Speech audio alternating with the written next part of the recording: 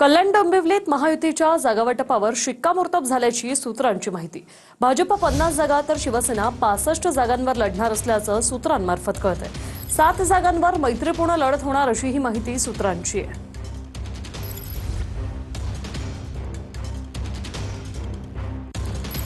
नाशिक महापालिका निवडणुकीत अजित पवारांची राष्ट्रवादी आणि शिंदेंची शिवसेना एकत्र येणार असल्याचं आता जवळपास निश्चित झालेलं आहे।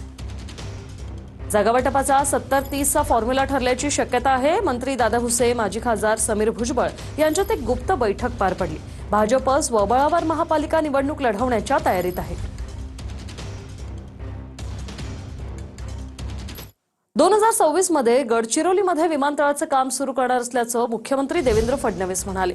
तर दक्षिण भारताचं द्वार म्हणजे गडचिरोली जिल्हा, या पद्धतीने गडचिरोलीचा विकास करणार असं आश्वासन मुख्यमंत्री फडणवीसांनी दिलं आहे। एक जागा त्यातली आम्ही फायनल करून लवकरच त्या जागेचं संपादन करून माझा असा प्रयत्न असणार आहे की शक्य झालं तर 2026 मध्येच गडचिरोलीमध्ये आपल्याला एअरपोर्टचं काम सुरू करायचं आहे। कारण एक एअरपोर्ट हा गडचिरोलीला गेटवे टू साऊथ इंडिया बनवणार आहे आणि पूर्ण दक्षिण भारताचं द्वार म्हणजे गडचिरोली जिल्हा, अशा पद्धतीने गडचिरोलीला विकसित करण्याचा प्रयत्न हा आपला असतो। तिकडे जळगावमध्ये भाजप कार्यालयामध्ये इच्छुक महिला उमेदवारांची गर्दी दिसते। पालिका निवडणुकीमध्ये उमेदवारी देण्याची महाजनांकडे मागणी करण्यात आली आहे। तिकीट घरपोच येतील, गर्दी करू नका असं मिश्किल उत्तर हे महाजनांनी दिलेलं आहे।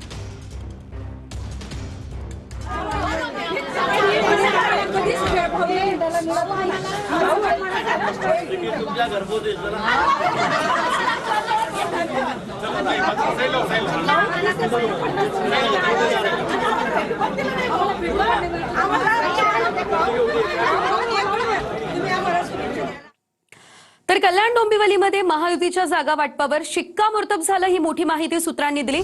भाजप 55, शिवसेना आपण पाहतोय 67 जागांवर लढणार असल्याची माहिती सूत्रांनी दिलेली आहे। काही जागांवरती मैत्रीपूर्ण लढत होण्याची शक्यता आहे। पक्षांतर झालेल्या प्रभागांमध्ये विशेष फॉर्म्युला असल्याची देखील माहिती सूत्रांनी दिली आहे। कल्याण डोंबिवलीमध्ये महायुतीच्या जागा वाटपावर अखेर शिक्कामोर्तब झालं असल्याचं सूत्रांनी सांगितलंय। तर तिकडे ठाण्यात नरेश मस्केंच्या मुलाला उमेदवारी देण्यास विरोध होतोय। आनंदनगर प्रभाग क्रमांक 19 मध्ये आशुतोष मस्केंच्या उमेदवारीला शिवसैनिकांनी विरोध केलाय।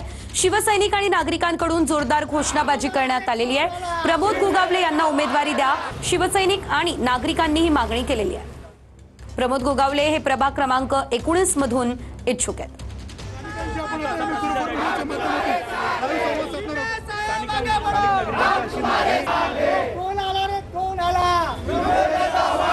बातमी पिंपरी चिंचवड पालिकेच्या निवडणुकीसंदर्भातील बैठकीला शरद पवार यांची राष्ट्रवादीच गैरहजर राहिलेली आहे। महाविकास आघाडीचा शरद पवार यांच्या राष्ट्रवादीला अल्टिमेटम पाहायला मिळतोय।